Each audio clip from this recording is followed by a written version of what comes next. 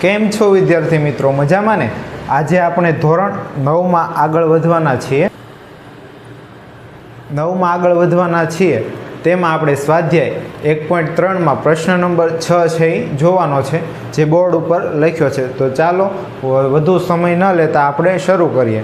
તો question number 6 એમ કહે છે કે જેમાં P અને Q ને એક સિવાયનો કોઈ સામાન્ય અવયવ ન હોય, તો આપણે P અને Q એવા લેવાના, P અને Q કે જેનો સામાન્ય અવયવ એટલે કે બંનેમાં છે એ એક જ હોય, એ સિવાય બીજો કોઈ સામાન્ય અવયવ હોય નહીં, બરાબર? તો બંનેમાં એક છે એ સામાન્ય હશે, તથા તેની દશાંશ અભિવ્યક્તિ શાંત હોય, એટલે કે એની P/Q સ્વરૂપ આપણે મેળવીએ તો એનો જવાબ છે એ આપણને શાંત મળે, બરાબર? અનંત સુધી ન જતો હોય એવી કોઈક સંખ્યા, જેમ કે 0.15 છે, 0.20 છે, આવી કોઈ સંખ્યા મળે. આમાં આવી રીતના અનંત છે એ ન મળે, બરાબર? એટલે કે અનંત આવૃત ન હોય એવી સંખ્યા, એટલે કે શાંત સંખ્યા આપણને મળે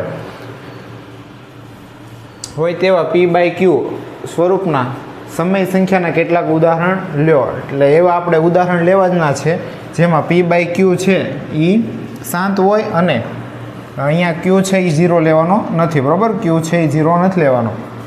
એવી સમય સંખ્યાઓ આપણે લખવાની છે, જેમાં P અને Q કેવી સંખ્યા છે? તો કે પૂર્ણાંક સંખ્યા છે. પૂર્ણાંક સંખ્યા એટલે કે જેમાં ધન સંખ્યા, ઋણ સંખ્યા અને શૂન્યનો સમાવેશ થાય. અને Q બરાબર 0 નથી લેવાનો. શું તમે અનુમાન લગાવી શકો છો કે Q એટલે કે આ જે Q છે એ કયા ગુણધર્મનું પાલન કરવું જોઈએ? તો એવી કઈ સંખ્યા લઈએ કે જેથી આપણને દશાંશ અભિવ્યક્તિ શાંત મળે, એ આપણે કહેવાનું છે. તો આપણે આગળ ઉદાહરણ જોઈએ અને પછી આપણે અનુમાન છે એ લગાવીએ. તો એવા ઉદાહરણ લઈએ કે જેમાં P અને Q એમાં સામાન્ય અવયવ શું હોવું જોઈએ? તો કે 1, એ સિવાય બીજું લેવાનું નથી. તો આપણે ઉદાહરણ પહેલું લઈએ, ઉદાહરણ 1 લઈએ. તો ઉદાહરણ 1 છે એ 3/2. તો અહીંયા 3 છે, 3 ગુણ્યા 1 લખી શકાય અને નીચે 2 ગુણ્યા 1 છે એ લખી શકાય. તો અહીંયા જોઈએ તો સામાન્ય અવયવ છે એ 1 છે, બરાબર?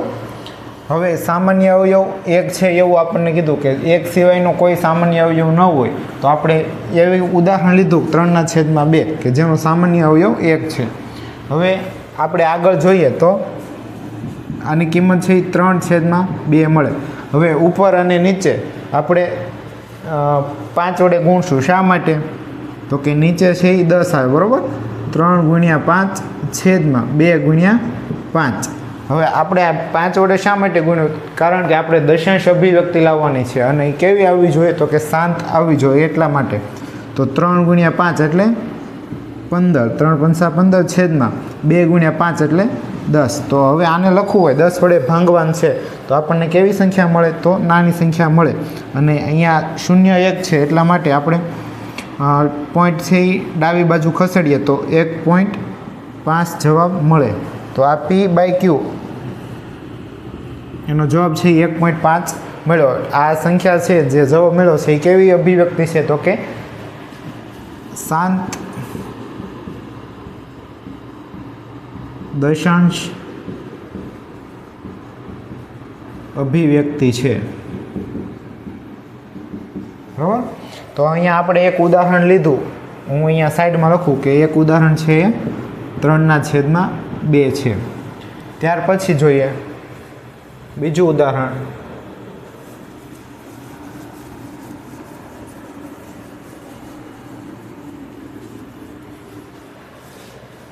ઉદાહરણ નંબર 2. તો આપણે બીજું ઉદાહરણ જોઈએ તો P/Q આપણે લખીએ, P/Q બરાબર 2/5.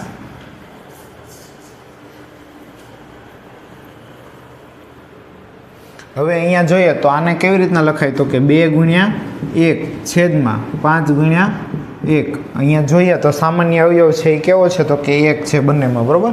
હવે આપણે દશાંશ અભિવ્યક્તિમાં ફેરવવાનું છે, એટલા માટે આને આપણે લખવું હોય તો 2/5 કઈ સંખ્યા વડે ગુણશું જેથી કરીને આપણે દશાંશ અભિવ્યક્તિ સરળ રીતે લખી શકીએ? તો ઉપર અને નીચે 2 વડે છે ગુણું છું, બરાબર? તો તો 2 ગુણ્યા 2 છેદમાં 5 ગુણ્યા 2. અહીંયા મેં કશું કર્યું નથી, ખાલી ગુણાકાર કર્યો છે. 2 ગુણ્યા 2 અને છેદમાં 5 ગુણ્યા 2. અહીંયા 2 2 છે એ ઉડી જાય તો ઉપરનો જવાબ છે એ પાછો મળે, બરાબર. 2 છેદમાં 5. તો હવે આપણે અહીંયા ગુણાકાર કરીએ. 2 ગુણ્યા 2 એટલે 4 મળશે, જ્યારે 5 ગુણ્યા 2 છે એ 10 મળશે. હવે ભાગાકાર કરવાનો છે એટલે આપણને પોઈન્ટમાં ફેરવવું હોય તો એક પોઈન્ટ છે એ ડાબી બાજુ તરફ ખસે એટલે કે 0.4 છે એ જવાબ મળે. તો P/Q આપણને શું મળ્યું? 0.4. એટલે કે આ જે સંખ્યા મળી છે એ કેવી છે? તો કે શાંત દશાંશ અભિવ્યક્તિ છે એ મળી, બરાબર. આ દશાંશ અભિવ્યક્તિ કેવી મળી? તો કે શાંત મળી એમ કહેવાય. તો બીજું ઉદાહરણ છે એ કયું લીધું? તો કે 2/5. હવે ત્યાર પછીનું ઉદાહરણ જોઈએ.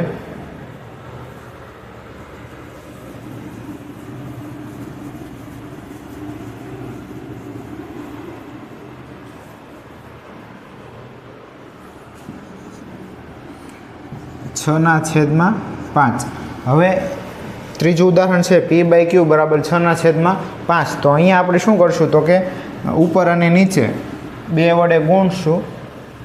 અહીંયા સામાન્ય અવયવ છે એ 1 છે. આપણે જોઈએ તો 6 ગુણ્યા 1 લખાય અને છેદમાં 5 ગુણ્યા 1 લખી શકાય. હવે બંનેમાં સામાન્ય અવયવ કયો બને? તો કે 1 બને.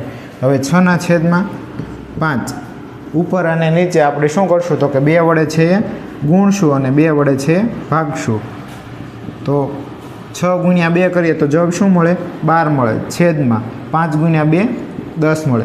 હવે પોઈન્ટ છે એ જમણી બાજુથી ડાબી બાજુ 1 પોઈન્ટ ખસશે એટલે કે જવાબ આવશે 1.2. તો P/Q આપણને શું મળ્યું? 1.2 છે એ મળે. તો આ છે એ કેવી અભિવ્યક્તિ થઈ? તો કે શાંત, એટલે કે જે આપણે મેળવવાની હતી શાંત દશાંશ અભિવ્યક્તિ થઈ. તો ત્રીજું ઉદાહરણ છે એ આપણને એવું મળ્યું.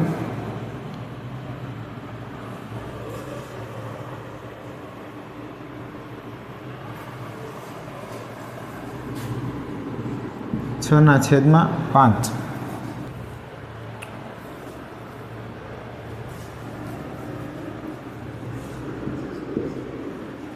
ઉદાહરણ નંબર 4.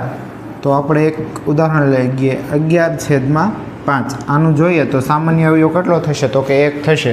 તો 11 ગુણ્યા 1 લખી શકાય અને 5 ગુણ્યા 1 લખી શકાય. આ સિવાય બીજા કોઈ સામાન્ય અવયવ નથી, કારણ કે 11 અને 5 છે એ અવિભાજ્ય સંખ્યા છે, બરાબર. કોઈ એક વિભાજ્ય હોય અને કોઈ એક અવિભાજ્ય હોય તો પણ ચાલે. તો અહીંયા 11 ગુણ્યા 1 છે અને અહીંયા નીચે 5 ગુણ્યા 1 છે, એટલે સામાન્ય અવયવ બંનેમાં 1 છે. તો હવે 11/5 છે એને આપણે દશાંશ અભિવ્યક્તિના સ્વરૂપમાં લખવાનું છે. તો નીચે આપણે 10 આવે એવી રીતના ગુણાકાર કરશું. 10ના ગુણકમાં આવે એવી રીતના ગુણાકાર કરશું. એટલે 11 ગુણ્યા 2 કરશું છેદમાં 5 ગુણ્યા 2.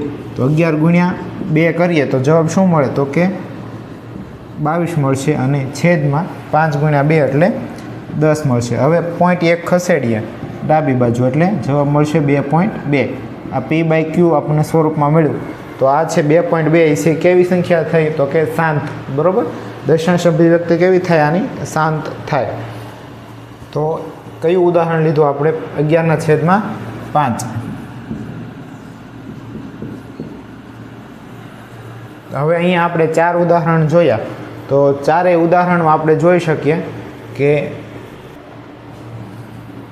શાંત દશાંશ અભિવ્યક્તિ બનવા માટે નીચે છે એ કેવી સંખ્યા હોય? તો કે વિભાજ્ય સંખ્યા હોય તો અને તો જ તે આપણને છે એ શાંત દશાંશ અભિવ્યક્તિ છે એ મળે. તો આપણે લખી શકીએ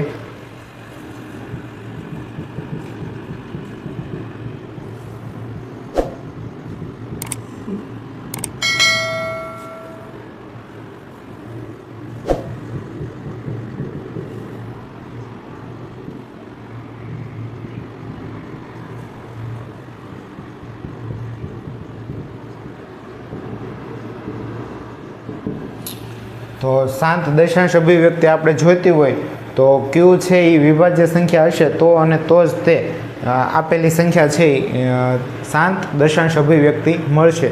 નહીંતર આપણને અનંત દશાંશ અભિવ્યક્તિ છે મળે.